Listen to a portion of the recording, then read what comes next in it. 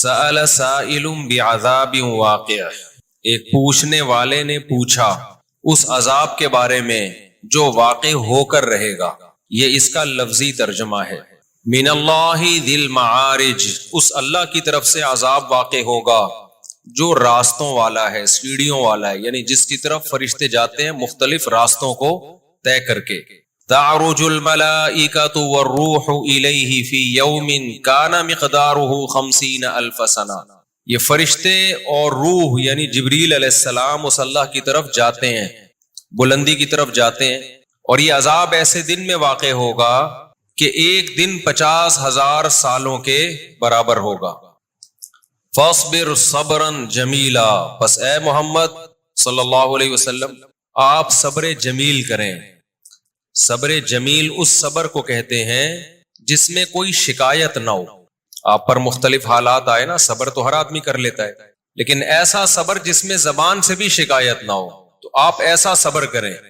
انہم یرونہ بعیدا، یہ جو کافر لوگ ہیں جو آخرت کا انکار کر رہے ہیں یہ اس دن کو بہت دور سمجھ رہے ہیں. وَنَرَاهُ قَرِيبًا، اللہ کہتے ہیں لیکن ہم دیکھ رہے ہیں کہ وہ بہت قریب ہے، زیادہ ٹائم نہیں لگے گا اس میں. یہ تو ان آیتوں کا لفظی ترجمہ ہو گیا. ہوا کیا؟ نبی صلی اللہ علیہ وسلم، دیکھیں اسلام بار بار ایک ہی بات کو ریپیٹ کرتا ہے، بار بار ایک ہی بات کو ریپیٹ کرتا ہے کہ اس کائنات، دیکھیں اسلام کے نا 2-4 ہی ٹاپک ہیں، اسی کو ریپیٹ کرتا رہتا ہے اسلام. پورے قرآن میں الحمد سے لے کے والناس تک وہی ہے. باقی تو آرڈر جو ہے نا، احکام، یہ کرو یہ نہیں کرو، وہ آرڈرز کی آیتیں قرآن میں 1/3 بھی نہیں ہے. یعنی پورے قرآن کو آپ ایک طرف رکھیں اور اس میں وہ آیتیں جن میں ہمیں کچھ کرنے کا حکم دیا گیا ہے، تو وہ آیتیں جن میں ہمیں آرڈرز دیے گئے ہیں، کچھ کرنے کا حکم دیا گیا ہے، جس میں لا بیان کیا گیا ہے، وہ بہت تھوڑی ہیں. وہ کیا ہیں؟ بہت تھوڑی. کتنے احکام ہیں جو قرآن نے دیے؟ نماز، زکوٰۃ، حج، روزہ، والدین کی اطاعت، فرما برداری، رشتہ داری جوڑنا، اور آرڈرز میں کچھ طلاق کے حکام اللہ نے خود بیان کر دیے تاکہ بعد میں لوگ اس میں اختلاف نہ کریں. وہ الگ بات ہے، پھر بھی لوگوں نے کر لیا. اللہ نے خود ہی بیان کر دیے تھے کہ اس میں پھڈا نہ ہو، یہ بہت اہم مسائل ہے. جیسے 3 طلاق کو اللہ نے کہہ دیا تیسری کے بعد رجوع نہیں ہے تاکہ بعد میں پھڈا نہ ہو، لیکن اہل حدیثوں نے پھڈا ڈال دیا، بولا 3 ایک ہوتی ہیں، حالانکہ قرآن میں کہیں بھی نہیں ہے. اسی طرح وراثت کے حکام اللہ نے خود بیان کر دیے، کیونکہ ان میں بڑی لڑائیاں ہوتی ہیں نا. اب رفع الیدین میں تو کوئی اتنا بڑا مسئلہ تھوڑی ہے، کوئی کر رہا ہے کوئی نہیں کر رہا ہے. کوئی کر رہا ہے تو آپ کے پیسے تھوڑی جا رہے ہیں جیب سے، کوئی نہیں کر رہا ہے تو بھی آپ کی جیب سے پیسے بولو نا نہیں جا رہے. تبھی اس پہ کوئی جنگیں نہیں ہوں گی. ہاں یوٹیوب پہ ایک دوسرے کو چیلنج بازیاں، مناظرے بازیاں، یہی ہوگا. وراثت کے مسئلوں میں اگر مسائل کھڑے ہوتے، کروڑوں کروڑوں کی جائیدادیں ہیں، اس میں آپ کا حصہ بن رہا ہوتا 1 کروڑ کا، لیکن وہ حدیث ضعیف ہوتی. ٹھیک ہے، کچھ کہہ رہے ہوتے یہ صحیح ہے، کچھ کہہ رہے ہوتے یہ ضعیف ہے، اب اختلاف ہو جاتا. آپ بولتے یار یہ صحیح ہے. بعض حدیثوں میں اختلاف بھی ایسے ہیں صحیح اور ضعیف ہونے میں کہ اس کو بھی حل کرنا پاسبل نہیں ہے، کیونکہ ان میں محدثین ہی کا اختلاف ہوتا ہے. تو اب اس میں اختلاف رہے گا، وہ ختم نہیں ہو سکتا. تو اب اگر یہاں یہ پڈا ہو جاتا 1 کروڑ روپے آپ کی وراثت میں آ رہے ہیں، وہ حدیث کیا ہوتی؟ ضعیف. بیوی کا حصہ جس حدیث میں آیا ہوتا وہ حدیث صحیح ہوتی، لیکن صحابی کا فتویٰ اس کے خلاف ہوتا. ہم کنفیوز ہو جاتے، ایسا تو نہیں ہے یہ حدیث ہی منسوخ ہے بھائی، شروع میں حکم تھا ورنہ صحابی اس کے خلاف فتویٰ کیوں دیتے؟ کچھ کہتے ہم نے صحابی کو نہیں ماننا، حدیث کو ماننا. ایک پھڈا تو تلواریں چلتی گھروں میں. سمجھتے ہو کہ نہیں سمجھتے؟ کیونکہ غریب کی جائیداد تو 2 پکوڑے، 1 لڈو، 1 مٹھائی کا ڈبہ ابو کی الماری سے نکلا ہے، 1 مسلح نکلا ہے ابو کی والدہ کی الماری سے، 1 پان دان نکلا ہے. یہ ہوتے ہیں غریبوں کی. جو پیسے والے لوگ ہیں نا ان کی وراثت میں کیا کچھ نہیں نکل رہا ہوتا. اس لیے اللہ نے وراثت کے حکام خود بیان کر دیے قرآن میں تاکہ پھڈا ہی نہ ہو. کرنے والے تو اس میں بھی کر لیتے ہیں. اللہ نے بیان کر دیا یوصیکم اللہ فی اولادکم، اللہ نے وصیت کر دی ہے تمہاری اولاد کے بارے میں، مرو گے للذکر مثل حظ الانثیین، 2 بیٹیوں کے برابر 1 بیٹے کا حصہ ہے. اور ایک چیز وَلَكُمْ نِصْفُ مَا تَرَكَ أَزْوَاجُكُمْ، تم مر گئے، تمہاری اولاد اگر نہیں ہے تو بیوی کو ملے گا وَلَهُنَّ الرُّبُعُ، 1/4، 25% بیوی کا ہے. اور اگر وہ مر گئی تو 50% تمہارا ہے. اس کے اگر اولاد نہیں ہے، اولاد ہے تو پھر 1/4 ہے. ایسی ایکسپلین ایکسپلین کیا نا بہترین طریقے سے کہ جھگڑا کیا ہو جائے ختم. وراثت کے حکام قرآن نے کھول کے بیان کر دیے.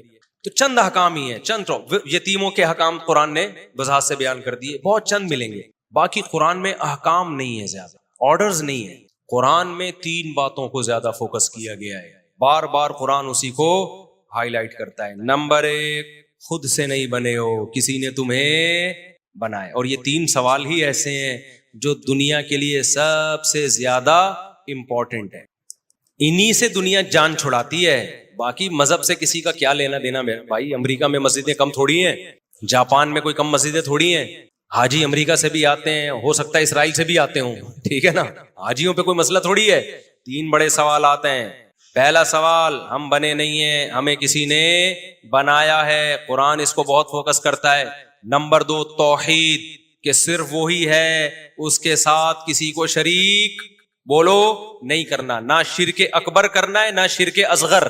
اکبر کیا ہوتا ہے؟ آپ نے یہ سمجھ لیا کہ اللہ کے علاوہ بھی کسی اور کے پاس وہ اختیارات ہیں اسباب سے ہٹ کے کچھ کرنے کے. دیکھو دنیا میں جو بھی کچھ کرتا ہے نا, کوئی لاجک ہوتی ہے اس کی تو کام کر لے گا, کوئی سبب نہ ہو تو کام نہیں کرے گا. ڈاکٹر نے آپریشن کرنا ہے, کینچی ہوگی تو کاٹ دے گا, کینچی نہیں ہے تو پھونکے لگا کے کاٹے گا وہ. شرک اکبر, شرک اکبر تو یہ ہے کہ آپ نے یہ یقین کر لیا, عقیدہ رکھ لیا کہ یہ فلاں شخص میری بگڑی بنا سکتا ہے, اسباب سے ہٹ کے کام کر سکتا ہے. جیسے میں مثال دے رہا تھا, ڈاکٹر نے کینچی استعمال کیے بغیر آپریشن نہیں کر سکتا, انسٹرومنٹ اسباب اختیار کرنے پڑیں گے. اسباب سے ہٹ کے دنیا میں کوئی بھی کوئی کام نہیں کر سکتا. اس کے اللہ نے اختیارات کسی کو دیے ہی نہیں ہیں.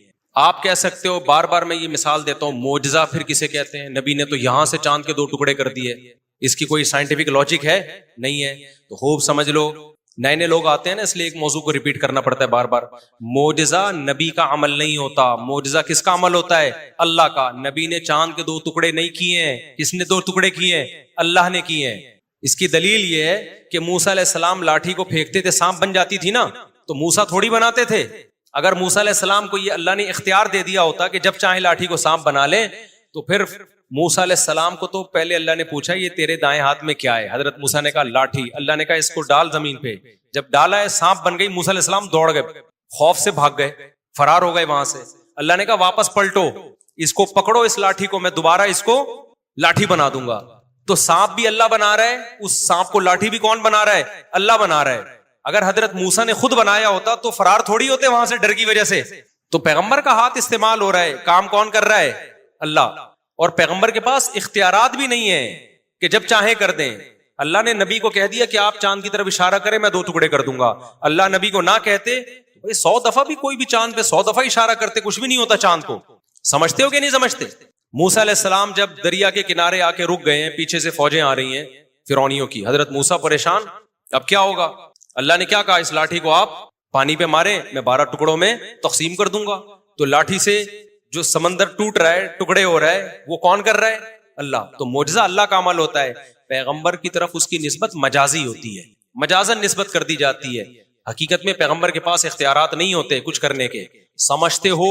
اسی طرح کرامت جو بزرگوں کی ہوتی ہے وہ بھی کرتا اللہ ہے, بزرگوں کے پاس اختیارات نہیں آ جاتے. لہذا مانگا بزرگوں سے نہیں جائے گا, نہ پیغمبروں سے. مانگا کس سے جائے گا؟ اللہ سے. آپ کہہ سکتے ہیں نا فلاں بزرگ کے ہاتھ پہ یہ ہو گیا, مردہ زندہ ہو گیا, فلانا ہو گیا. بھائی وہ اللہ کر رہا ہے نا, تو مانگا کس سے جائے گا؟ اللہ سے. بعض لوگ یہ بھی کہتے ہیں فرشتے جب بارش برساتے ہیں, فرشتوں سے اتنا کام, تو پیغمبر سے کیوں نہیں ہو سکتا؟ فرشتے بھی بارش نہیں برساتے. کون برساتا ہے؟ اللہ. اللہ ان کو استعمال کرتا ہے کاموں میں. جیسے قلم ہمارے ہاتھ میں ہوتا ہے تو ہم قلم کو استعمال کر کے لکھتے ہیں, قلم کی اپنی مرضی نہیں ہوتی, کبھی ادھر گھما رہے ہیں کبھی ادھر گھما رہے ہیں. تبھی آپ نے خط لکھوانا ہو, کوئی لیٹر لکھوانا ہو, تو قلم سے نہیں کہا جاتا, جس کے ہاتھ میں قلم ہو اس سے کہا جاتا ہے. قلم سے آپ کہیں گے, وہ کہے گا بھائی میں تو کسی اور کی انگلیوں میں ہوں, جدھر وہ گالیاں لکھ کے دے دے یا دعائیں لکھ کے دے دے. تبھی کوئی بیوقوف قلم سے نہیں کہتا, پین سے نہیں کہہ رہا ہوتا لکھ, ہمیشہ کہا کس سے جاتا ہے؟ کاتب سے کہا جاتا ہے. تو پیغمبروں کے معجزے اور بزرگوں کی کرامتیں دیکھ کر بزرگوں یا پیغمبروں سے مانگنا شروع کر دینا, یہ شرک ہے. اور ان کرامتوں کا انکار کرنا یہ اللہ کی قدرت کا انکار ہے, یہ بھی ایک طرف انتہا ہے. بعض لوگ کرامتی کے وجود کے منکر ہو جاتے ہیں. کسی بزرگ کی کرامت اگر مستند ذریعے سے ثابت ہو, مستند باوثوق ذرائع سے ثابت ہو, پھر اس کا انکار نہیں کرنا چاہیے آپ کو. کیونکہ کرامت کا انکار اصل میں کس کا انکار ہے؟ خدا کی قدرت کا انکار ہے. دو انتہائیں چل رہی ہیں آج کل. بعض لوگ کہتے ہیں بزرگوں کی کرامتیں ورامتیں کس سے کہانی ہے. تم نے دیکھے ہی نہیں بزرگ، نہ بزرگوں کی کرامتیں دیکھی ہیں. تمہارے یہاں بزرگ ہوتے ہی نہیں ہیں، تمہیں کس سے کہانی ہے؟ ہم نے تو بزرگ بھی دیکھے، ان کی کرامتیں بھی دیکھی ہیں، تو ہمیں کس سے کہانیاں نہیں. لیکن ہم بزرگوں کو مانتے نہیں ہیں کہ ان سے مانگنا شروع کر دیں. ہمیں پتا ہے ان بزرگ کے ہاتھ پہ کوئی کرامت ہو رہی ہے تو کرنے والا کون ہے؟ اللہ. اور ہم تو اپنے بزرگوں کی جو ہم نے کرامتیں دیکھی بیان بھی نہیں کرتے. ہم سمجھتے ہو کہ نہیں؟ کیونکہ عوام کی مینٹل لیول سے اوپر کی چیزیں ہیں. ورنہ ہم جن بزرگوں کے ہاں رہے ہیں نا، ان کی کرامتیں بیان کر دیں تو یا تو تم ہمیں جھٹلاؤ گے یا تم بولو گے احساس کمتری میں جاؤ گے. ٹھیک ہے نا، کہ تم لوگ کیا بزرگ ہی نہیں ہوتے. تو دو انتہائیں چل رہی ہیں. کچھ ایک قوم تو ایسی ہے جنہوں نے بزرگوں کی کرامتوں میں ہی دین کو سارا رکھ دیا ہے، اور کرامتیں بھی ایسی ایسی لا رہے ہیں جن کا وقوع ممکن ہی نہیں ہے، یعنی جو کوئی مستند ذریعے سے ثابت ہی نہیں ہے. وہ ایسی ایسی ابھی چاند پہ پہنچایا تھا نا کسی نے غوث اعظم کو، کوئی مستند ذریعے، کوئی کتاب میں نہیں ہے یہ واقعہ، کوئی مستند ذریعے سے ثابت نہیں ہے. ایک تو چاند پہ جا رہے نہیں ہو تم لوگ، اوپر سے ایسے ایسوں کو پہنچا رہے ہو جو اس الزام سے کیا ہیں؟ بری ہیں. تو ایک یہ شرک ہے. دوسرا شرک کیا ہوتا ہے کہ اللہ کے حکم کے مقابلے میں کسی کے حکم کو فالو کرنا. یہ شرک اصغر ہے. یہ مارکیٹ میں بہت ہول سیل کے حساب سے چل رہا ہے. تو اللہ نے دونوں کی نفی کی ہے. اللہ نے کہا جب میں خدا ہوں تو ماننی کس کی ہے؟ میری. ہم کلچر کو خدا مانتے ہیں، اللہ کو خدا نہیں مانتے. افرأیت من اتخذ الہہ ہواہ، اے مخاطب کیا تو نے دیکھا جس نے اپنی خواہشات کو خدا بنایا ہوا ہے. اپنی خواہشات سے پوچھتا ہے کہ کیا دل چاہ رہا ہے. خواہشات کہتی ہیں پینے کا دل چاہ رہا ہے، شراب پینے کا، چل بھائی پی لیتے ہیں. خواہشات کہتی ہیں چوری کا دل چاہ رہا ہے، چل بھائی چوری. خواہشات کہتی ہیں انٹرنیٹ پر فحش فلمیں دیکھنے کا دل چاہ رہا ہے، چل بھائی یہ خواہش پوری کرتے ہیں. تو اس کا خدا اللہ ہے یا خواہشات ہیں؟ غلام کی اپنی مرضی چلتی ہے. آپ کسی آفس میں بیٹھے ہو، آپ کو تنخواہ بھی ملتی ہے، آپ کا ایک باس بھی ہے. باس نے آپ کو کہا کہ یار ایسا کر 2 دودھ پتی بنا کے لا. آپ دودھ پتی کے بجائے آپ گرین ٹی بنا کے لے آئے. وہ کہا بھائی تو گرین ٹی نہیں، میں نے تو تیرے کو دودھ پتی بولا تھا. آپ کہا سر میرا جو دل چاہ رہا ہے نا وہ گرین ٹی کا چاہ رہا ہے، 1 کپ آپ پیئیں گے 1 کپ، میرا جو دل چاہتا ہے میں تو وہی کرتا ہوں. لیکن سر آپ میرے باس ہیں. باس اور سنائیں کیسے ہیں آپ؟ ہو سکتا ہے باس ایک دفعہ برداشت کر لے، اس کے بعد باس نے کہا ایسا کر نہاری لے کر آ، اپنے لیے بھی 2 روٹی لیا، آج تجھے بھی ساتھ بٹھا کے کھاؤں گا. آپ بریانی لے کر آ گئے.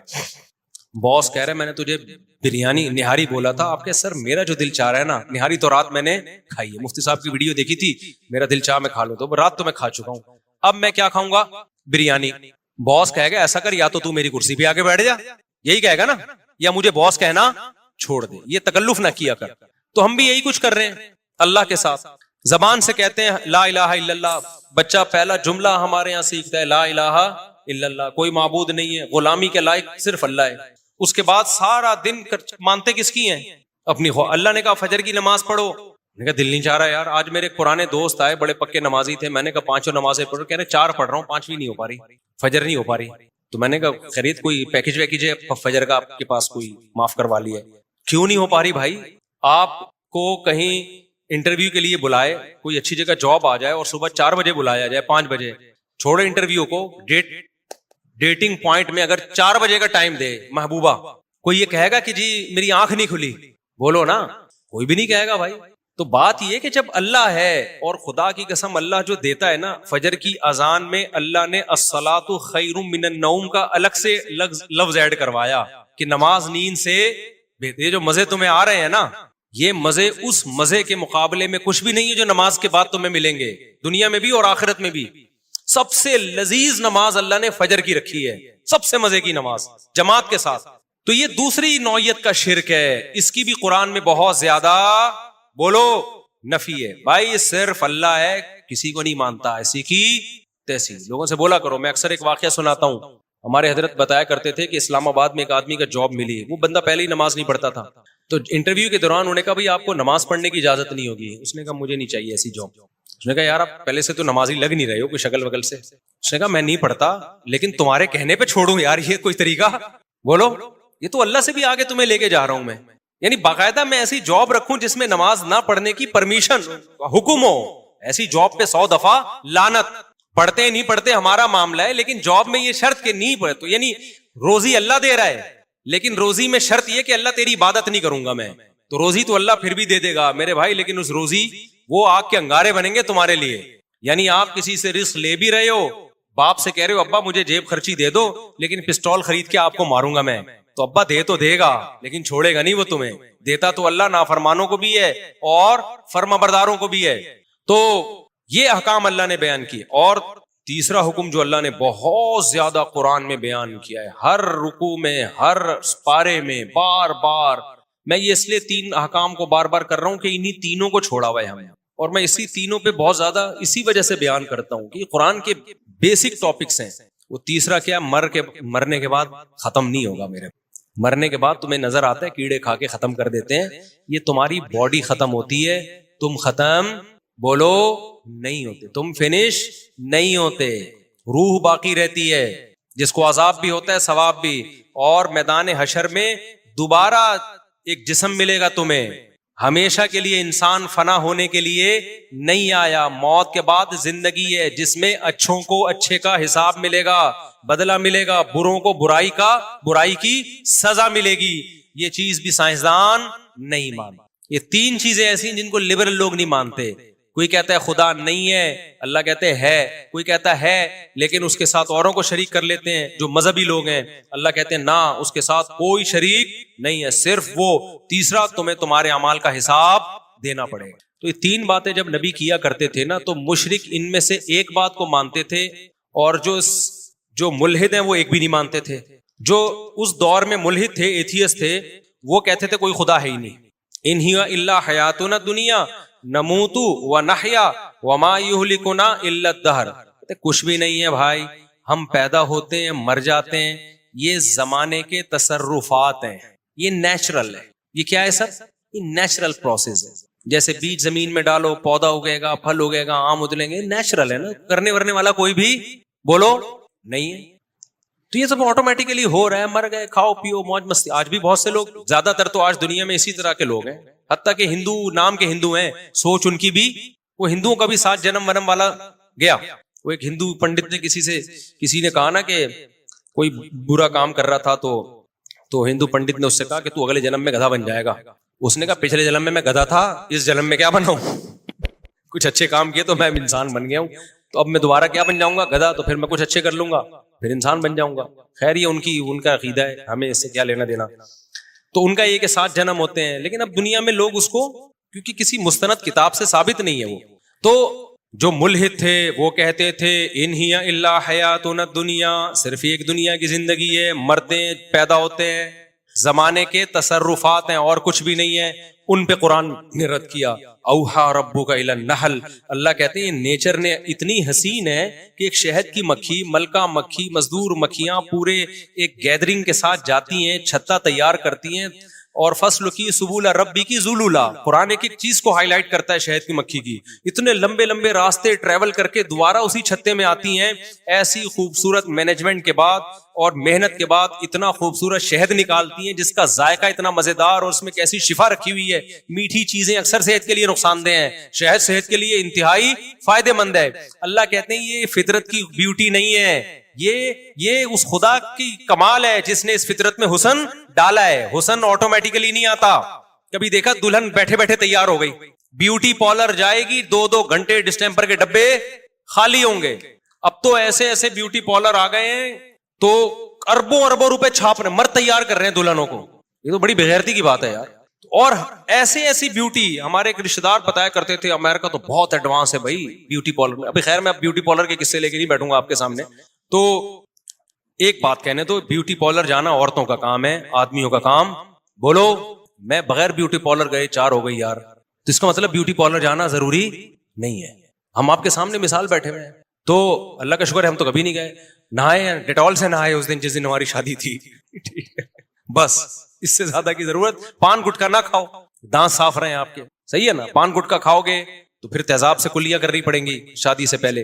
تو آدمی جاگنگ کرتا ہوا، گھڑ سواری کرتا ہوا، سوئمنگ کرتا ہوا، تیر اندازی کرتا ہوا، ان کاموں میں جم میں اچھا لگتا ہے، محنت کرتا ہوا، سمجھتے ہو. اور فزیکل فٹنس کا خیال رکھو، توند نہ نکلنے دو. وزن نہ بڑھنے دو. بھائی یہ دو چار چیزیں اگر آپ آڑے ترچھے ہو گئے, یہاں سے توند, یہاں سے الگ سے دو تین چیزیں جو ہوتی ہیں, سب میں چیزیں دائیں بائیں نکل رہی ہیں. بیوٹی پارلر تمہیں کیا بنا دے گا یار, وہ تو تھوڑا سا چہرے پہ تھریڈنگ شریڈنگ ٹائپ کی چیزیں ہوتی ہیں وہ کر دے گا, عجیب سچ بنا کے نکال دیتا ہے بندے کو.